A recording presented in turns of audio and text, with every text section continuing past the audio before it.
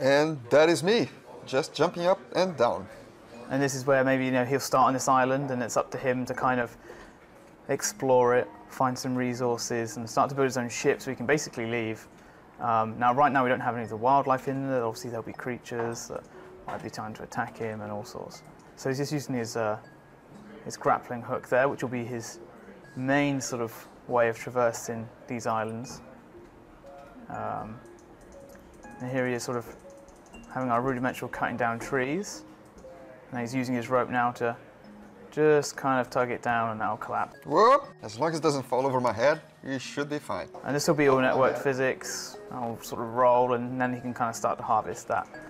Cut it up even more. Yeah, each one of these logs could be used as a physical object. I could have used them for any other purpose other than just resources. I could roll them down a hill and just hit over somebody else on this path, or I could just, who knows, they can be used in any way I can think of. So now, again, I've just sort of flown through, then we can find some more people. They're just chilling out, they're exploring, they're flying their ship. You've got 3 people on here. They're good for fuel, maybe they're seeking out, maybe they're being pirates, maybe they're searching for more people to rob or to nick stuff off of. And you can see them all, and they just exist in the world. And they're able to do stuff, yeah, and it's all just happening all at the same time, no loading screens, all just sort of seamlessly in this one sort of physics persistence universe. But I'd say it's about time I sort of jumped into the game and we started playing with some stuff. So Tom and myself are building quite a ship. I'm not sure why we need 3-4 fuel tanks. Perhaps we're going on a very long journey. But I guess there's no such thing as too much fuel. I'm just worried that all that will be very, very heavy on the ship. We need quite a few cores to make it fly. So, welcome, Luke. Okay, so here I am. I've now joined these guys. They're just gonna carry a tree along with them. And again, the weight of that will factor in. So the cores are still having. Oh, there we go. It's popped off. See you later, tree. The weight of that tree would have factored into like how much their cores could have carried. So you can essentially overload a ship if you do fly above them and just sort of drop a little junk on it, really, and that'll weigh their ship down. Now the ships are fairly sturdy because there's a lot of equipment on it that you'd need to take out before it will eventually fall. And of course it's all, well, they've boarded me now, I think. Oh, they've just taken out a cannon. I've got no way of flying back. Now these cannons, you know, they might be a nuisance on my deck, so I can just, oh, there goes a panel. So you can see that the ship will slowly sort of fall apart. So if you can find that, you know, you've broken away enough of their panels, I'm now able to use my rope, get into the heart of their ship, and then get into the cores and basically just start planting these bombs. Whoa, whoa, there we go, right, let's get out of there.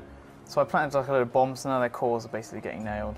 The ship is kind of falling apart there. Whoa, whoa, I think it's time to go. And it's going to fall out of the sky, all the bits sort of raining down. See you later, where's my ship? And there's all those bits rain down. Now, if there was an island below that, that would all just rain down onto an island. So if you had your crest on the side of one of these panels, they will recognize you and say, oh, that ship belonged to my friend, whatever. Put a picture there on my ship, and then let's find one I took earlier, like this one. It's not particularly interesting, but it's there. And then that's now physically in the world again. So this is the player kind of story and open-endedness we kind of let you have. So when this ship, if it crashes or anything was to happen, other players can come along and they can see almost like the history of your adventures and sort of pick apart this story of why this ship kind of maybe crashed. So I can just stick the fuel gauge there if I really wanted to, and now that'll tell me how much fuel this ship has. So if you did have like a little room here, you could basically put any instrument you want anywhere on this ship and it will kind of give you information about it. So as your ship gets bigger and bigger and bigger, you're probably going to want the crew to know sort of certain vital statistics about the ship, and you can plan sort of all these instruments around to give you that information. They're all in world as well, so there's no sort of like UI or anything like that coming up. The draw distance is this amazing for a reason. When you are in combat or exploring, you can see things very, very far away, people on other ships, people on other islands, creatures, etc. That's very important for you to making a decision or where you're going, what you're doing. You want to know what's up ahead if you pay proper attention. What's really beautiful about the game is that there's no single way to do anything. Suppose that you're going to combat and your way to go about a battle is to have several cannons and each one of them manned by a different crewmate. That's absolutely fine as a strategy.